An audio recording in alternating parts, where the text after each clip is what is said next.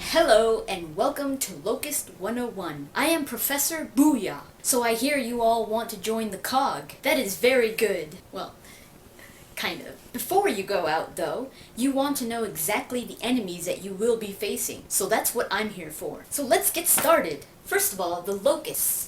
The Locusts are a wide range of the monsters that come from the hollow, from down underneath. We like to call them the grubs. The most typical and the most common grub that you will be facing is called a drone. The drones may be ugly, but they're pretty smart. They attack in groups, sometimes of 3 or 5. They are never alone, so you have to be careful. Drones are actually pretty well organized. There are scouts. You have to be careful with the scouts. Scouts will come and attack you head on. Even though you're in cover, they will come and get you. There are also snipers. Snipers can be very deadly because the only thing that gives away their position are their gunshots. When they're not shooting you and aiming at you, you have no idea where they are. The thing about drones is that they work together. All factions of the drones, they will work together in order to kill you. There are also gunners and spotters. Now the gunners will usually have helmets to protect their head from headshots, and they control the troikas or the machine guns, while the spotter is usually right by the gunner to spot their target. So whenever you see a gunner or a locust on a troika, go kill the spotter first, and it'll be easier to attack the gunner. Flanking them is usually the best thing to do. So work with your partner. One could lure the shots, not the best position to be in, while the other one flanks and kills the gunner from behind. Other locusts that you want to be very careful when you encounter are the boomers. There's different types of boomers depending on the weapon that they have, but the most typical has a huge missile launcher. And the way you know that a boomer is coming, you hear him. They're not very smart because they always yell boom, boom when they shoot. So you could kind of predict when they will be shooting you. But whenever you hear that noise, boom, hide. It takes heavy firepower to drop a boomer, and they usually attack in pairs. Theron Guards. There's Theron Guards, there's Theron Sentinels, and the thing that makes them different are their helmets most of the time, and sometimes the weapons they carry. But typically, the Theron Guard is very easy to spot. They're usually wearing reddish armor, dark red armor. They have a helmet, and they have a cape that constantly blows in the wind, and even though there isn't any wind. Typically, their weapon of choice is called the torque bow, and it looks like a mixture between a bow and arrow and a crossbow. But instead of it shooting horizontally, it shoots vertically, like a bow and arrow. You have to be very careful with the Theron Guard. When they shoot their arrows at you, the arrow will stick and blow up. So you want to avoid getting shot by the Theron Guard. You could also spot them by the noise they make. They have a very hissing sound. So watch those Theron Guards. Another locust that you have to be very careful about is the Berserker. The Berserker is a massively strong locust that is usually used as a sniffer for drones. Even though she is blind, she makes up for that with her sense of smell and her sense of hearing. So you have to be very, very quiet when you are around a berserker. The best weapon to use to destroy a berserker is the Hammer of Dawn. So get her outside however you have to and destroy her with the Hammer of Dawn. Reavers. Reavers are annoying creatures. Reavers usually serve as locust mounts. They fly. The locusts that will be mounted on the Reever will be drones, sometimes even Theron Guards. So you have to be careful with the locusts mounted on the Reavers. The Reavers themselves are usually not very menacing, but the mounts are the ones that will attack you. They're fairly easy to take down.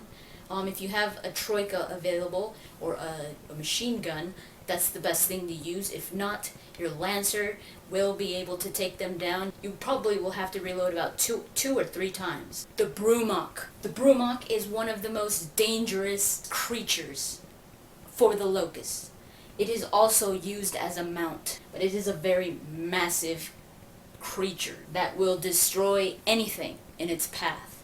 And the thing that makes it most lethal is that the mount has a huge missile launcher on it. So when you see a Bloodmount, you have to run. Cedars. Cedars look a lot like plants.